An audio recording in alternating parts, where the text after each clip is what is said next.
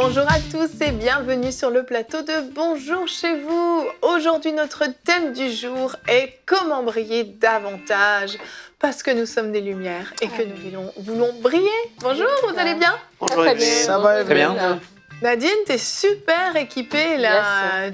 T'actives la curiosité. On va commencer par toi, du coup. Écoute, j'ai un culture et médias super spécial. On est en rentrée scolaire. Nos enfants doivent briller. Ils vont briller à l'école, mais aussi dans leur vie spirituelle parce que j'ai tout plein d'outils que je vais vous partager tout à l'heure. Excellent. Et même des jeux de cartes. Il y a même des jeux de cartes. Oh, waouh. Ça a Ça va l'air être cool. très intéressant. Ouais. Ça a l'air cool, mais avant ça, Frank, tu vas répondre à une question. Non, Pasteur, j'ai une question. Ben oui, en effet, par rapport à l'Église locale, justement, est-ce que l'Église locale doit vraiment avoir un impact dans sa région, dans sa ville, là où elle est? Donc, on va parler de ça tout à l'heure. C'est très intéressant. Oui, effectivement. Donc aujourd'hui, on va parler de cette importance de briller, que les gens autour de nous voient notre lumière et sachent qui nous sommes, non pas seulement à cause de nos mots, parce qu'on a Jésus dans la bouche sans arrêt, mais aussi par ce qu'on dégage, par notre attitude, par nos œuvres et par ce qu'on fait autour de nous. Et on commence tout de suite cette émission avec la pensée du jour.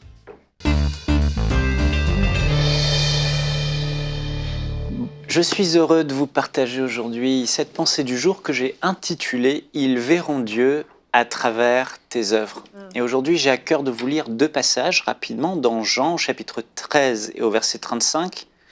Jésus dit « À ceux-ci tous connaîtront que vous êtes mes disciples, si vous avez de l'amour les uns pour les autres ». L'autre passage se trouve dans Matthieu, chapitre 5 et verset 16.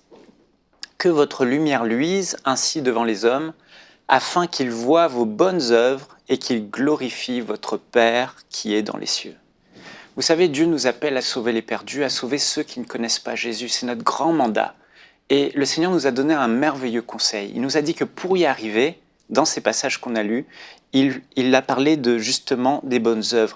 Il dit que les incroyants, ceux qui ne le connaissent pas, ouvriront leur cœur lorsqu'ils verront notre amour. Et aujourd'hui, j'aimerais vous poser cette question. Dans votre famille, vos amis, votre entourage, vos collègues, quelles sont les bonnes œuvres que vous posez au quotidien, que vous posez dans votre vie, où ils peuvent dire, ah, ça me touche, ça, c'est Christ en lui. Il n'y a que Dieu qui peut faire ça. Et à travers ce que vous faites, à travers vos actions et vos œuvres, finalement, ils attribuent ça à Dieu, parce qu'ils reconnaissent que c'est Dieu qui le fait.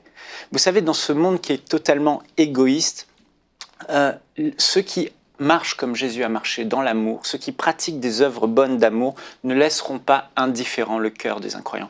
Il y a des églises, elles ne sont pas du tout charismatiques, elles ne sont pas remplies de la plénitude du Saint-Esprit, mais pourtant elles vont gagner beaucoup plus d'âmes parfois que d'autres églises. Et on se dit, mais pourquoi ils parlent même pas en langue. Et pourtant les églises grandissent et les âmes naissent vraiment de nouveau. Pourquoi? Parce que souvent ces églises sont orientées vraiment sur ce message d'amour de Jésus. Et au quotidien, les croyants vont démontrer des preuves d'amour, des actes d'amour, et cela va ouvrir le cœur des gens autour d'eux, le cœur de leurs amis, le cœur de leur famille. Et ils vont ouvrir leur cœur à ce message de l'Évangile, parce que quelque part, ils ont vu chez ces personnes, chez ces chrétiens, quelque chose, l'amour manifesté tout simplement. Alors, il ne suffit pas de dire simplement à celui qui est dans le besoin, Dieu pourvoira à tes besoins, etc. et le laisser. Non, il s'agit de, si on a le moyen, de pourvoir à leurs besoins, de les aider, d'être généreux. Il ne suffit pas de dire simplement à celui qui souffre, Dieu te guérira. Il faut prendre le temps de prier pour lui, de fléchir le genou et d'investir dans la prière, d'imposer les mains. Il ne suffit pas simplement de dire à celui qui est triste, Dieu te consolera, sans que toi, tu viennes chez lui, tu passes du temps avec lui et tu lui apportes une parole de consolation. Vous savez, l'amour n'est pas juste une intention. L'amour est une démonstration. Une intention, les gens ne la voient pas. Une action, un acte d'amour, les gens le verront et ouvriront leur cœur. Donc l'apôtre a dit, n'aimez pas simplement en parole, mais aimez en action. Aimez de manière pratique. J'aimerais conclure en vous disant qu'il ne s'agit pas de faire des grandes œuvres forcément, mais Jésus parle ici des petites œuvres qu'on peut faire aussi au quotidien, des petites choses. Il ne s'agit pas d'aller ouvrir un orphelinat dans les pays où les gens vont dire « Oh, il a ouvert un orphelinat, c'est Dieu !» Non, mais au quotidien, dans ce monde égoïste, lorsque quelqu'un s'intéresse aux autres, pense aux autres, investit dans la vie des autres, aide les autres, aime les autres d'une manière pratique, cela les touche. Ils disent « Mais qu'est-ce que cette personne a de différent ?» Vous savez, j'étais assis dans l'avion il y a il n'y a pas si longtemps que ça. Je voyageais dans un avion au Canada et il y avait un jeune homme assis à côté de moi. L'hôtesse vient, il demande à acheter un repas et là, il faut payer par carte. Et sa carte ne passait pas. Il avait une carte de débit au lieu d'une carte de crédit, elle ne passait pas. Il avait commandé quelque chose, je crois, pour $15 environ. Et puis, il était peiné. Bon, il a dit tant pis. Et donc là, moi, j'ai sorti ma carte tout de suite. J'ai dit à la dame, naturellement, je vais payer pour lui. Et j'ai payé. Et là, l'hôtesse de l'air, elle a été profondément touchée. Elle est revenue avec un repas de l'avion et elle me l'a donné, le plus cher de l'avion, là, les plateaux de fromage. Elle m'a dit, elle parle en anglais, you touch me. Ce que tu as fait m'a touché. Mais j'ai rien fait, j'étais choqué. Mais à quel point dans ce monde on ne voit plus ce genre de choses, et j'imagine que vous faites aussi des choses de ce genre, mais ces petites choses touchent le cœur des gens. Et aujourd'hui, on aimerait simplement en parler et vous encourager. On va en parler dans la discussion de ces petites choses qu'on peut faire, ces œuvres d'amour qu'on peut poser, qui vont ouvrir le cœur de tous ces gens qui sont autour de vous à l'évangile.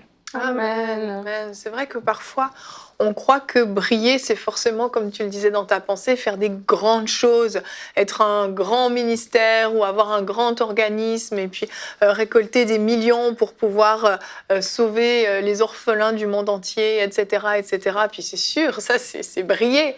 Mais en fait, comme tu le dis dans ton exemple de l'avion, on peut briller par des petites choses du quotidien qui paraissent tellement anodines et tellement naturelles pour nous, mais qui en fait vont toucher justement le cœur des gens autour de nous de façon qu'on peut même pas imaginer. Des choses comme tu le partages, je l'ai vécu en laissant passer un jour quelqu'un à la caisse. C'est tellement naturel. Moi, on m'a élevé comme ça en disant si la personne derrière toi a que quelques articles et que toi tu as un chariot plein, tu laisses passer la personne, c'est normal. Mais la personne était tellement touchée que j'ai fait ça, elle n'en revenait pas. Un autre jour, je pense que j'ai prêté mon stylo à quelqu'un qui n'avait pas de stylo pour écrire et des petites choses comme ça, proposer à quelqu'un dans l'ascenseur, vous allez à quel étage pour appuyer sur le bouton à sa place. Les gens sont tellement choqués parce que, comme tu le dis, dans ce monde, on a perdu l'habitude de rendre service, d'être aimable, d'être gentil. Et juste ça, ça peut faire la différence. Et on va regarder notre verset du jour aujourd'hui qui est dans le chapitre, dans Luc, chapitre 11 au verset 33. « Personne n'allume une lampe pour la mettre dans un endroit caché ou sous un seau, mais on la met sur un support afin que ceux qui entrent voient la lumière. » Ça peut paraître évident pour nous, quand on a une lampe chez nous, effectivement, on ne va pas la mettre dans un placard et fermer la porte, c'est ridicule. Mais en fait, nous, chrétiens nés de nouveau, quand on se comporte de manière chrétien, clandestin, incognito, agent secret, on fait exactement ça. On prend la lumière qu'on est et on l'emmitoufle, on l'enferme et on l'éteint pas, mais on la cache aux autres et on la garde rien que pour nous. Et c'est pas ce que le Seigneur nous a appelés à faire. Et chérie, tu parles dans ta pensée de petites choses qu'on peut faire. Tu as des exemples à nous donner de petites choses, puis vous en avez peut-être aussi. Je n'avais pas prévu de parler de petites choses, mais j'avais plutôt de parler de catégories de choses qu'on peut faire dans les œuvres. Mais j'aimerais dire avant que toutes les œuvres bonnes dont Jésus parle dans Éphésiens au chapitre 2, nous avons été créés en Jésus-Christ pour de bonnes œuvres que Dieu a préparées d'avance. Ce sont des œuvres qui ne sont pas pour nous-mêmes. Donc tout ce qui est orienté vers les autres et qui fait du bien aux autres, pour faire du bien aux autres. La Bible dit dans Acte 10, voici comment Dieu a oint Jésus-Christ d'esprit de puissance qui allait de lieu en lieu faisant du bien. Donc c'est ça, les œuvres bonnes ont pour objectif de faire du bien. L'Esprit de Dieu était sur Christ pour faire du bien. Donc tout ce qui contribue à faire du bien, le diable passe son temps à détruire, nous on passe notre temps à faire du bien. C'est ça notre vocation en Christ et c'est pourquoi le Saint-Esprit nous a été donné. Le Saint-Esprit n'a pas été donné uniquement pour nous, on met beaucoup l'accent sur la paix, la joie que je ressens, le salut, la vie éternelle. Maintenant, la Bible dit dans Ésaïe 61, « Voici l'Esprit du Seigneur est sur moi car il m'a oint pour. » Et tout ce qu'on met après le « pour » n'a rien à voir avec nous. C'est vrai. L'onction a été donnée à l'Église pour les autres. Et si on veut voir Dieu agir, il faut aller au contact avec les autres, sinon l'onction elle est stagnante. Et d'ailleurs, quand on voit l'onction venir sur nous et se manifester, c'est là qu'on commence à ressentir de la paix, de la joie. Et donc en fait, il faut se tourner vers les autres donc, pour faire du bien, pour relever celui qui est captif, pour réparer le cœur brisé, pour libérer les captifs, pour annoncer une bonne nouvelle à ceux qui sont malheureux. Enfin, je passe. Et là-dedans, on connaît les 5 langages de l'amour. Bon, on ne compte pas le toucher, on compte les autres. Jésus était un touchman. Hein. Ça c'est oui, c'est de la compassion. Une petite main sur l'épaule. C'est vrai, ça fait du bien. de la boue, de la salive. Ouais, c'est vrai que j'ai... Alors, on a les Elle est services rendus. Rien que de fait de rendre des services, comme on l'a dit, tu l'as dit. Après, il y a la générosité. Mhm. Jésus était généreux. Et d'ailleurs, il a dit à ses apôtres de prendre soin des pauvres. Il faisait beaucoup d'aumônes, Jésus. L'Église primitive aussi. Accorder du temps de qualité. Donc ça, c'est aussi faire du bien aux gens. Donc se rendre disponible. La prière de Heidi Baker, pour ceux qui la connaissent, tous les matins, elle fait la même prière. Elle dit, Seigneur, donne-moi de ne pas être pressée et donne-moi d'être disponible pour les autres. Tous les matins, elle fait cette prière parce qu'elle sait comment le monde va vite. Ouais. Et ça, se rendre disponible pour quelqu'un, l'écouter, le réconforter. Et puis, Ça prend du temps. c'est déjà, Jésus a pris ce temps pour cette femme samaritaine. Et le dernier point, c'est les paroles d'encouragement, de réconfort, de valorisation. C'est ce que l'apôtre Paul disait, s'il y a lieu, quelques paroles qui procurent une grâce à ceux qui l'écoutent, donc ces paroles édifiantes. Donc passer du temps à oser parler dans la vie des gens, ce qu'on pense tout bas ou ce qu'on ne dit pas, ou ne serait-ce s'arrêter pour bénir une personne. Enfin, voilà. Ça fait pas mal de choses déjà. Ouais, c'est ça. Et ça fait pas mal de choses qui sont même pas coûteuses. Le temps qu'on accorde à quelqu'un, une parole d'encouragement, de tenir la main de quelqu'un, ça ne coûte rien.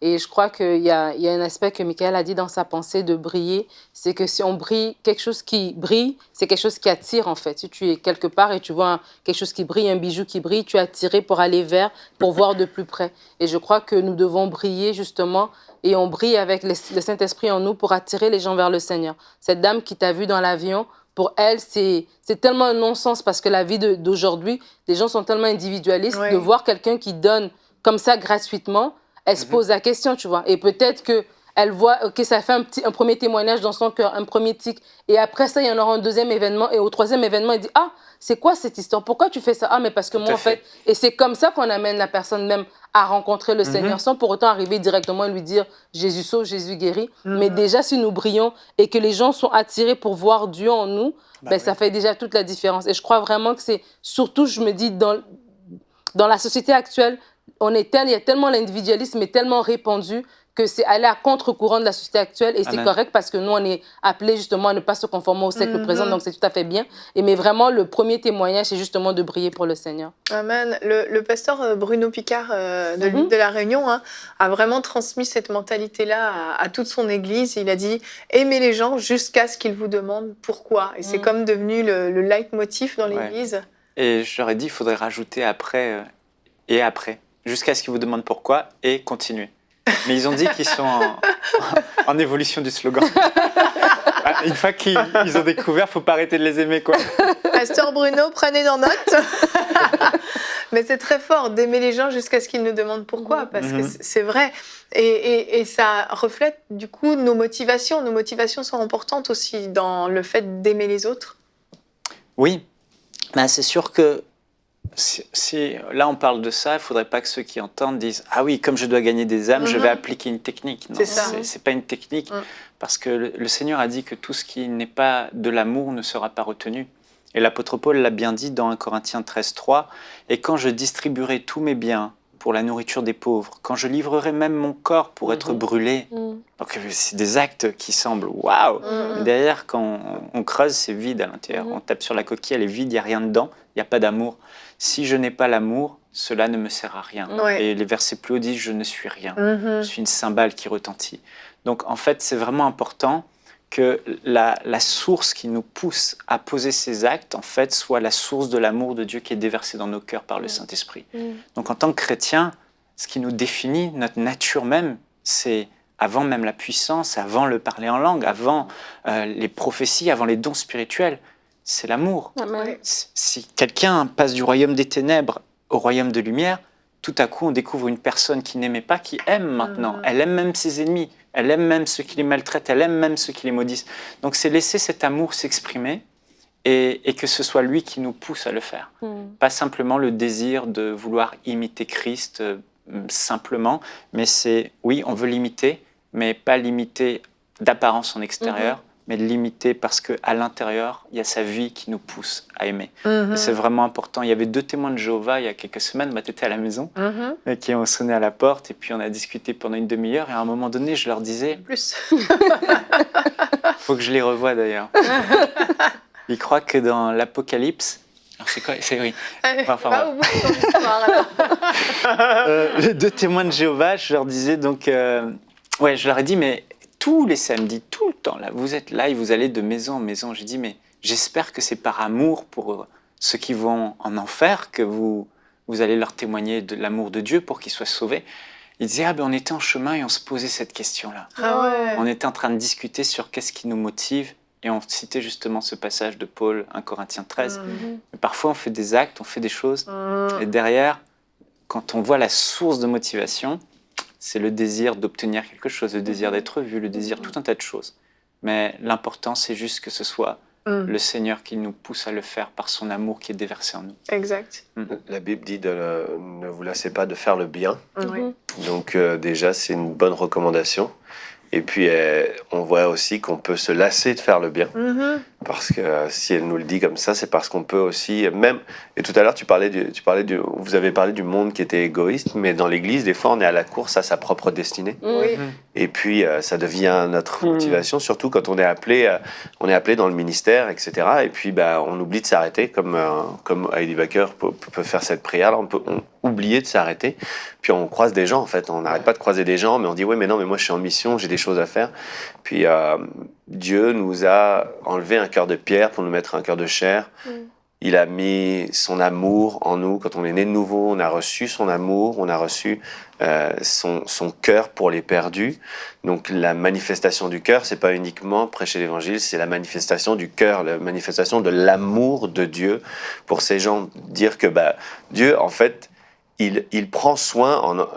En anglais, je trouve que ça paraît mieux que Dieu. C'est comme s'il se souciait de la vie des gens. Non pas que Dieu ait des soucis, mais il est intéressé. Voilà, ça le touche, la vie des gens.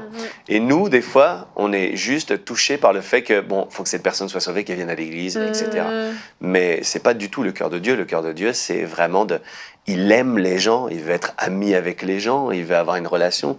Et c'est ce qu'il nous donne en tant que messager. Il nous donne son cœur pour connaître, pour avoir compassion, en fait, des gens qu'on croise. Oui. Donc, on ne se lasse pas de faire le bien. Et aussi, la Bible dit qu'à chaque fois qu'on fait des choses pour les gens, on le fait pour le Seigneur, en fait. Amen. À chaque fois qu'on l'a fait pour un de ses petits, qu'on s'est arrêté pour un de ses petits, ses petits à lui, tu sais. Et on le fait pour le Seigneur. Donc, c'est... voilà. Amen. Amen. Non, mais Les gens doivent être bénis à la maison. Moi, je suis béni ici. Là. Tu reçois, tu vas nous donner quelque chose ou tu vas juste recevoir? Non, je vais recevoir un peu aujourd'hui, mais là, je vais donner un petit peu. Mais c'est dur de faire comme Heidi Baker fait. C'est-à-dire que... C'est pour ça qu'elle prie. Elle prie, puis ça, c'est une prière qui est à faire et jamais arrêter de le faire comme elle fait. Sérieusement. Puis c'est dur d'arrêter... Dans ta journée, aujourd'hui, pendant que tu parlais, Mika, je me suis imaginé, je suis quelque part, puis là, je m'arrête et je parle avec quelqu'un comme ça pendant 30-40 minutes. Tu te dis, mais tout est fait contre, en fait, aujourd'hui. Tout fait que tu carbures. Non, il faut que je sois là, les petits. C'est clair. Et ça, c'est à développer. Il faut apprendre à développer ça. C'est pas du jour au lendemain, je crois. Oui, l'amour est là. Mais c'est vrai qu'on doit demander ça. Puis tu regardes des grands hommes de Dieu, c'est vrai, dans le passé, souvent, lorsqu'ils ont vécu une certaine tragédie ou certains trucs, ça le fait naître en eux une compassion qui n'était pas là avant, qui faisait que justement, ils n'agissaient pas comme ça. Mais ça, je pense, ça se demande à Dieu sans être obligé de vivre une tragédie. Mais tu peux demander vraiment, donne-moi ça, donne-moi ce cœur-là. Il y a une sœur dans notre église qui est une amie à moi aussi. Elle me racontait comment dernièrement, elle allait faire ses courses. Et puis, au tout début du magasin, elle entre et elle voit une femme et puis elle commence à lui parler du Seigneur. Et cette femme avait tellement soif qu'elle me dit, j'ai parlé pendant 3 heures de temps avec elle. Wow. Je lui dis, mais comment tu fais pour parler 3 heures de temps avec cette femme? Et elle était avec sa petite fille de 2 ans en plus. J'ai dit, mais comment ta petite fille a tenu? Ah non, elle s'est super bien comportée, ça a très bien été et tout. Et je me suis dit, mais moi, dans ma vie, dans mon emploi du temps, accorder 3 heures comme ça alors que je vais faire les courses, déjà aller faire les courses, c'est minuter dans ma journée. Et tu vois que c'est vraiment un renoncement à soi-même, un renoncement à son planning de sa journée en se disant, Seigneur, c'est toi qui as le contrôle du planning, c'est pas moi, c'est pas mon planning. Et ça m'a vraiment remis en question. Il y a quelques semaines, je sortais de tournage de BCV et puis de bonjour chez vous. BCB, bonjour. C'est notre jargon. Bonjour chez vous. Et puis je sortais de tournage, puis intimes. ma femme venait me chercher, puis elle devait faire un truc à la banque, puis j'étais avec ma petite qui a 2 ans, puis je suis à côté du lac là-bas, j'attends, mais en même temps j'étais pressé, j'avais encore du travail. Et puis je vois un jeune qui est là, et puis le cœur de Dieu commence à venir sur moi et je commence à sentir la compassion pour lui. Bref, je fais l'histoire courte, mais je vais le voir et je lui dis telle et telle chose. Et là, il était comme bouleversé, hyper ouvert. Et puis, mais au-delà de cette rencontre où lui, il a été touché par l'amour de Dieu parce que Dieu lui disait clairement, t'es seul, mais t'es pas seul en fait. Je vois toutes ces choses-là et toutes les choses que j'ai pu lui dire, pour lui, il était waouh. Il se dit, mais c'est Dieu qui connaît vraiment ma situation. Mais au-delà de ça, je suis parti et là, j'ai commencé à avoir une peine intérieure. Je me dis, ça fait combien de temps que tu t'es pas arrêté pour parler du Seigneur? Et je me disais, mais oui, mais ça a été l'hiver. L'hiver est long ici au Québec. Et puis, cette année. Tu sors pas finalement parce que bah, tu sais, c'est voilà, tu sors pas. Et puis je me suis dit, mais vraiment aimer, c'est intentionnel. Tu dois, à un moment dans ta vie, savoir, et dans tes semaines, prendre un temps et dire, je vais aimer, intentionnellement, je vais sortir pour le faire. Amen. Et puis on parle des gens qu'on ne connaît pas, mais on devrait déjà commencer par aimer ceux de notre famille, ceux de notre entourage, pour créer des bonnes habitudes et changer les mauvais plis. Il faut déjà commencer petit. Des fois, juste un message WhatsApp à quelqu'un, un message audio, une note vocale qu'on envoie. Des gens ils disent, mais wow, je suis touché que tu aies pensé à moi aujourd'hui. Je suis touché que tu m'aies écrit une petite pensée aujourd'hui. Je suis touché que tu aies prié pour moi aujourd'hui. Ça nous prend 2 minutes, mais on le fait. Je crois que le fait de prier individuellement dans nos vies, moins pour nous et plus pour les autres, avoir une vraie vie d'intercession, nous prédispose en tout temps à être plus ouverts vers les autres. Et être flexible dans notre agenda, ça c'est aussi important. En gros, il ne faut pas qu'on soit rigide. Jésus avait un agenda tout prêt, là il devait aller je ne sais où, et puis il s'est arrêté en Samarie au bord du puits. Il est resté là, je crois, peut-être 2 jours, je ne sais plus, il faut relire l'histoire. Mais en tout cas, il est resté là, il a stoppé son agenda. C'est parce qu'il y avait un besoin, il a répondu à ce besoin, les gens ont été touchés. Il faut être prêt à ça. Il faut être prêt. Ouais. Ça fait réfléchir tout ça, hein. On a du boulot, les amis. On lâche pas. Frank, on va passer à la question du pasteur. J'ai une question. J'espère qu'à la maison, vous êtes aussi bouleversés que nous sur ce plateau. On sent l'atmosphère, là. On est tous en pleine introspection.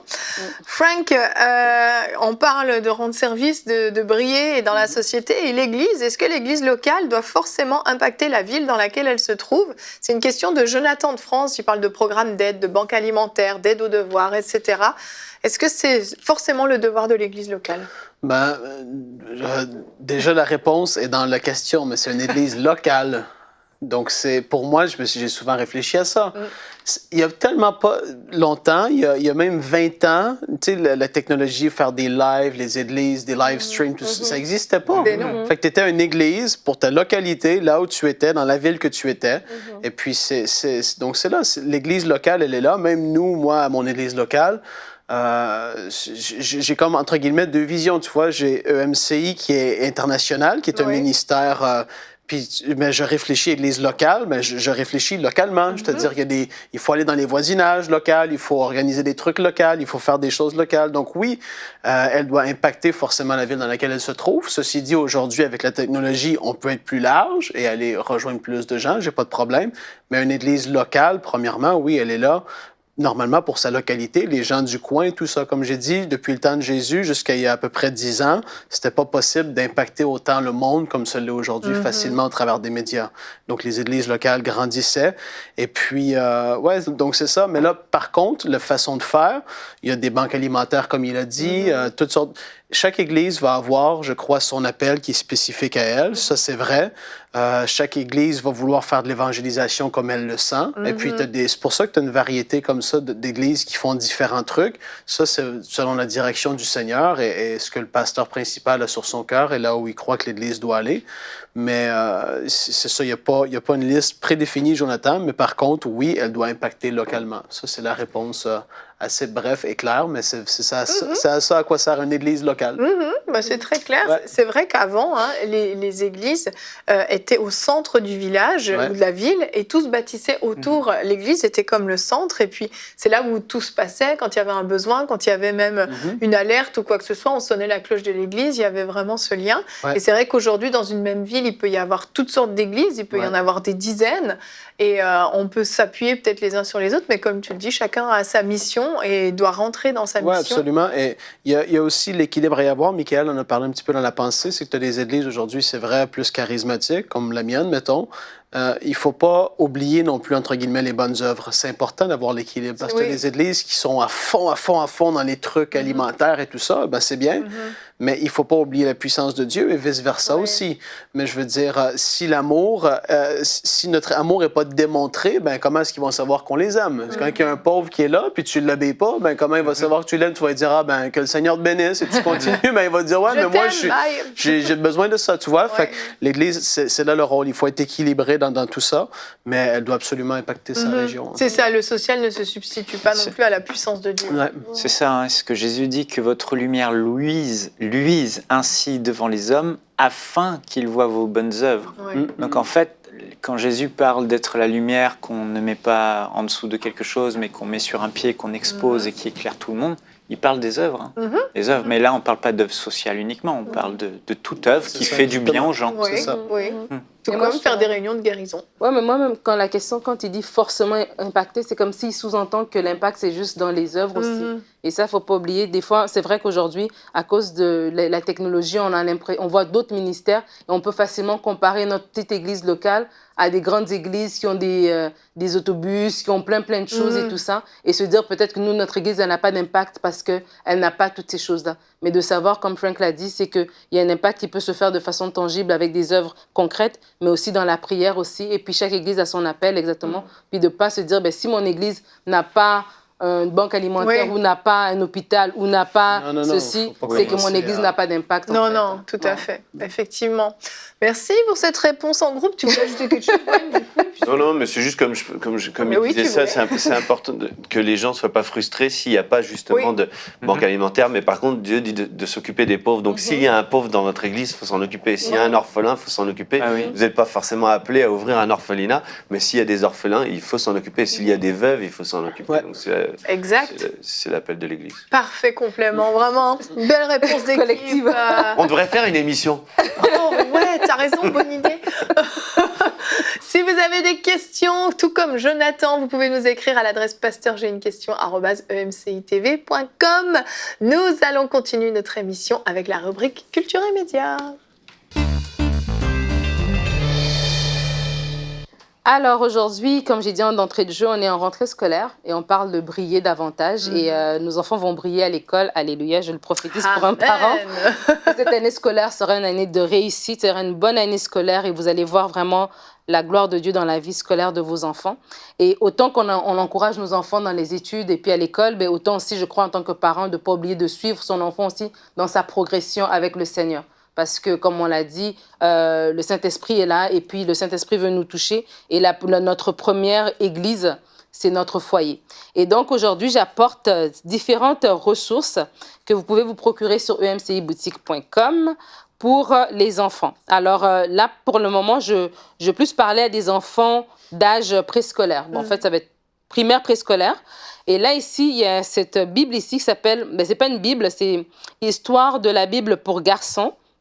Et en fait, c'est différentes histoires. Bon, c'est pour garçons, mais c'est à votre... Les filles peuvent la lire aussi. Il y a beaucoup de batailles dedans. Ben voilà, il y a la bataille de Jéricho, il y a Josué, bon. Il y a les 10 plaies d'Égypte. Bon, on voit un peu le... Est-ce que tu peux le tourner un peu je le tourne vers vous. Tout le monde... Ouais, comme on voit Moi, j'aime bien voir les illustrations avant d'acheter un livre. C'est des très, très belles illustrations.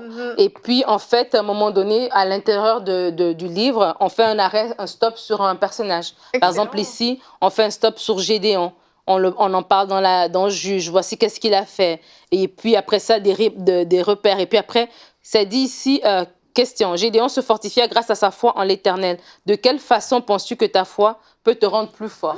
Et ça, c'est une belle question pour un enfant. Peut-être, ça peut le rendre plus fort sur la cour d'école quand il se fait intimider par les autres, de ne pas réagir par les coups, mais de réagir différemment. Donc, c'est un petit peu ça. Donc, il y a plusieurs histoires ici. Là, c'est l'histoire de Gédéon. Mais jusqu'à 10 ans, à peu près Moi, je dirais, à mon avis personnel, ça ne le dit pas sur le livre, sur le livre n'indique pas l'âge et le site d'où est-ce qu'on a le livre provient n'indique pas non plus. Mais de mon appréciation de maman, je dirais que un enfant, peut-être 10 ans, max 12. Voilà, ouais. 12, c'est le gros max, là.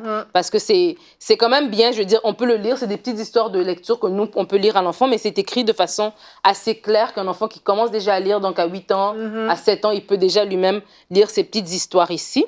Donc ça, c'est celui pour garçon, mais c'est pour tout le monde. Beau, et celui pour fille, qui est mauve. Là, c'est les princesses, Esther. C'est vrai, il y a Esther, Ah oui, Sarah. il y a Esther, franchement, Sarah. Il y a Esther, il y a Sarah, par exemple, ici, tu vois. Sarah, on parle de Sarah qui a quitté la maison de ses parents pour se marier. Bon. Et puis, elle a suivi Abraham, en fait. C'est vrai que quand Abraham s'est déplacé, Sarah l'a suivi. Donc, en fait, il se fait un petit peu un spot sur Sarah. Est-ce que tu as déjà constaté... As-tu pu constater que Dieu s'occupe de toi quand même tu commets des erreurs? On a de Sarah qui arrive et tout ça. Et donc après, différentes histoires comme ça, mais c'est sûr que c'est plus des personnages bibliques féminins, Abigail et tout ça. Mais après ça aussi, il y a Jésus aussi qui est raconté. Encore une fois, le même principe. Donc des stops sur personnages avec des petites questions. C'est Jésus, lui? Oui, j'aime bien. Ils lui ont mis un petit sweat rose pour les filles. Oh. Il a les cheveux bien peignés. Super belle. Ouais. C'est très coloré. Beau, très coloré, très enfant. Tu vois, c'est très accessible pour les enfants. Pas petit non plus. Voilà. Tu vois, c'est chouette. Tu vois, la tempête. C'est vraiment des très, très belles images. Ils ont fait vraiment un super beau travail, un travail extraordinaire, franchement. Des très, très belles ressources. Je me dis, quand mes enfants étaient petits, ça aurait été bien d'avoir ces choses ici. Non, mais c'est vraiment... Vrai, moi, je me plaignais quand mes enfants étaient petits qu'il y avait beaucoup de ressources en anglais. Mais moi, mes enfants sont bilingues, gloire à Dieu. Oui. Mais pour les enfants qui étaient juste francophones, il n'y avait pas grand-chose. Hein. Vraiment, la francophonie, il y a beaucoup plus de choses maintenant. Bravo, donc, ça, c'est ça. Merci Bravo à la francophonie qui se lève pour faire des choses de qualité. Amen. Alors, lis et comprends ta Bible. Et la Bible, là encore, c'est comme je disais, c'est quelqu'un qui sait, pour un enfant qui sait plus lire, donc je dirais 10 ans, 8 ans. Donc, Noé, le déluge, c'est les grandes histoires classiques. Oui. Tu vois, le déluge. Et ce que j'aime dans celui-ci... Attends, est-ce que je vais retrouver ma page? Je pense que j'avais mis... je me rappelle plus. Ce que j'aime dans celui-ci, c'est qu'après, ils font un stop, par exemple, et puis ils expliquent, ils font une petite image. Dans le temps d'Égypte, qu'est-ce qu'il y avait? Là, ils mettent les petites maisons, qu'est-ce qu'ils faisaient et tout. Tu sais, pour un enfant, l'image est importante, l'imagination est très active, ça lui permet de se représenter un petit peu. C'est ça, puis pour que l'enfant comprenne que ça a vraiment existé. Oui, ça a vraiment existé. Il y a un rappel historique, en fait. Voilà. Donc ça, c'est super bien. Donc ça, c'est les 3 livres que je vous recommande. Et ensuite, on a des cartes. Donc ces cartes ici, elles sont de la biblevivante.com, mais elles sont disponibles sur EMCI Boutique. C'est en fait des cartes avec des personnages bibliques. Et on a les cartes pour les enfants du primaire et les enfants préscolaires. Ou bien les enfants l'inverse, voilà. Les enfants préscolaires. Les petites, c'est primaire. Et voilà. Et en fait, ce qui est bien dans ce jeu de cartes, c'est un jeu... Vous pouvez faire un jeu... J'ai joué avec mes enfants en fin de semaine. Et en fait, c'est que tu as un personnage. Par exemple, là, je prends Jean-Baptiste. Tu as le personnage. Et puis après, à l'arrière de la carte, c'est écrit qui est Jean-Baptiste. Il était le fils de Zacharie et Élisabeth. Qu'est-ce que la Bible dit? Ça, il y a un petit verset. Qu'est-ce qu'il a fait? Et en fait, vous pouvez faire différents jeux. Soit tu mets la carte sur toi, et puis là, les gens disent des trucs des mots-clés pour que tu devines c'est quoi. Ou bien, nous, ce qu'on faisait, on a juste mis les personnages comme ça. J'ai mis tu manges des sauterelles et tu t'habilles avec une peau de chameau. Voilà.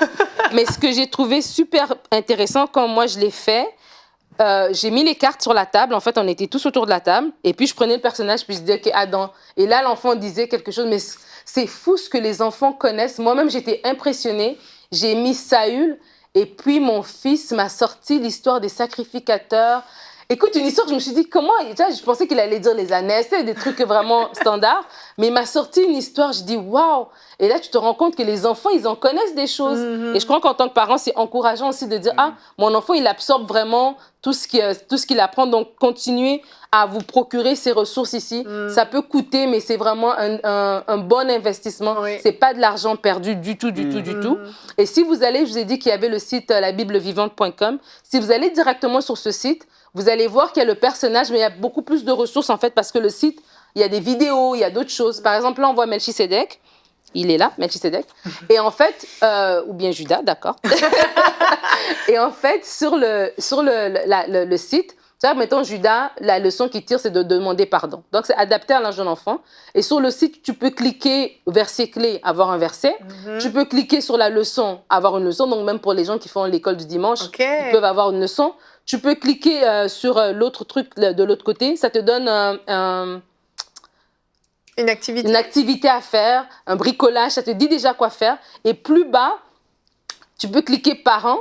Et là, ça te dit, toi, en tant que parent, mettons, quand on fait le culte de famille, comment est-ce que tu apportes le personnage, en fait. Wow. Donc, par exemple, l'histoire de Daniel, tu cliques, ça te dit, par exemple, parle d'un moment où tu as eu peur. Parce que Daniel était dans la fosse au lion. Puis là, maintenant, chacun va parler, un moment où est-ce qu'il a eu peur et puis comment Dieu a intervenu. Donc, ça aide même les parents à apporter l'évangile à leurs enfants, mais adapté à l'âge de l'enfant. Moi, je trouve cette ressource est extraordinaire. C'est les personnes qui ont fait ce site, en tout cas, que Dieu vous bénisse. Ils ont fait un travail extraordinaire. On en connaît le fondateur de ce projet, Nadine. Ah notre ami Philippe Chassé, qui était ici, Philippe Chassé, qui est à la tête de ce projet. C'est extraordinaire. Ils font un travail super. Même mes enfants, ils étaient trop contents. Hein. On a joué toute la soirée avec ça. Et puis, c'est des ados quand même. Bah oui. Pour retenir leur attention, c'est quelque chose. Adam est petit quand même. Hein? Il y a une disproportion. Il y a quelques années, j'étais allé visiter les bureaux de Philippe Chassé. Et il me montrait, ils étaient en train de travailler sur le personnage. Donc ça aboutit. Et je disais, waouh, les personnages sont super. Il dit, oui, c'est ça, on veut faire des super-héros, des personnages qui ressemblent aux super-héros. Exactement, c'est ça. Et ils ont fait gloire à Dieu. Des cartes pour chaque personnage. Oui. Et puis, ils n'ont pas eu peur que de prendre les David et puis les Jonathan. Ils ont pris des personnages, je me dis, Judas, j'aurais pas pensé. Ouais. Mais tu vois, en arrière de la carte, j'ai envie de le lire. Oui, vas-y. Ça dit, pourquoi Judas, il a trahi Jésus. Ok, c'est vrai. Qui était-il? Donc, l'un des 12, il a embrassé Jésus, il l'a livré pour 30 pièces d'argent, il s'est pendu. Que dit la Bible? Ce que la Bible dit, excusez-moi. Ce que la Bible dit. 1 Jean 1,9, si nous confessons nos péchés, il est fidèle et juste pour nous les pardonner et pour nous purifier de toute iniquité.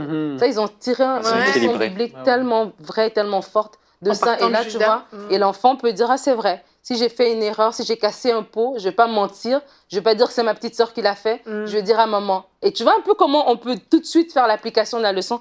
Vraiment, c'est extraordinaire. J'ai trop aimé. Alors, je vous recommande toutes ces ressources qui sont disponibles sur emciboutique.com. Génial, ouais, c'est vraiment de la qualité. On est super contents d'avoir des choses comme ça, comme tu le disais, Nadine, dans la francophonie, parce que c'est vrai que c'est nouveau et puis c'est des heures et des heures de travail. Imaginez des années, imaginez des personnages, la leçon, tout est monté. Je dis, même en tant qu'église aussi. Hein. Vraiment, il y a des ressources qui sont là. Allez visiter ce site. Et je crois qu'en fonction du préscolaire et du scolaire, les personnages sont un petit peu différents, non? Il n'y a pas une... Non, parce que moi, je pensais aussi la même chose, mais c'est les mêmes personnages, mais l'application est différente. Ok, c'est ça, parce qu'on peut faire des jeux de famille aussi, je crois. Enfin, en fait, c'est adapté à l'âge de l'enfant. Ouais, et sur le côté, en fait, il y a des explications, il y a des façons où est-ce qu'on peut vous dire de faire le jeu. C'est ça, parce qu'on peut faire plusieurs jeux avec le même jeu de cartes. Il y a des jeux de famille, il y a des jeux de devinettes, il y a des jeux de chronologie, il y a plein de choses que vous pouvez faire avec. C'est super, vraiment. Je recommande. Ah oui, c'est cool. Merci beaucoup, Nadine. C'est touchant de voir des projets excellents qui naissent. Ouais. Parce que là, c'est excellent. On n'a rien à envier au monde. Vraiment, c'est parfait. C'est pareil, c'est mieux même. Vraiment. Bah, bravo à tous ceux qui ont travaillé sur ces projets, vraiment, on vous félicite. Et puis, on veut encourager des initiatives comme ça. Et vous, qui peut-être dites, comme Nadine l'a pu le dire, hein, dans la francophonie, il n'y a pas, les anglophones, ils ont plein de choses. Prenez le temps de vous procurer des choses de qualité comme celle-là. Prenez le temps d'investir dans la vie de vos enfants. C'est vraiment, c'est un investissement, comme l'a dit Nadine. C'est pas de l'argent jeté par les fenêtres, comme avec certains jouets qui vont durer peut-être 6 mois et qui seront cassés après. Vous investissez vraiment dans leur éternité. Et ça vaut la peine d'encourager de telles initiatives et de financer pour qu'on puisse avoir d'autres choses encore qui vont sortir parce que ça a un coût, tout ça. Et moi, ça me fait vraiment plaisir de voir la francophonie faire des belles choses de qualité. Donc nous arrivons au terme de cette émission. Nous allons nous rappeler que nous devons briller. Nous sommes appelés à briller parce que nous sommes des lumières. Une lumière doit briller tout simplement. Et nous allons nous retrouver demain. Notre thème sera « Laisse Dieu devenir ton Père ». Nous avons un merveilleux Père céleste et il veut que nous soyons ses enfants et qu'il soit notre Père. Et nous aurons la rubrique « C'est mon histoire » avec le témoignage d'Olivier Waro qui était sur ce plateau il y a quelques temps, qui nous a partagé son témoignage d'orphelin humain devenu fils de Dieu. Vous allez découvrir son histoire qui est très touchante et une conversion assez fulgurante, je dirais. On se retrouve demain. Merci de nous avoir suivis et bonjour chez vous. Notre campagne de dons continue. Vous pouvez dès maintenant devenir partenaire pour seulement 35 € par mois pour cette belle œuvre qu'est EMCI TV. Dieu vous voit et n'oublie pas votre générosité. Dès maintenant, donnons pour faire entrer EMCI dans une nouvelle saison. Pour faire votre don, rendez-vous sur emcitv.com/8000.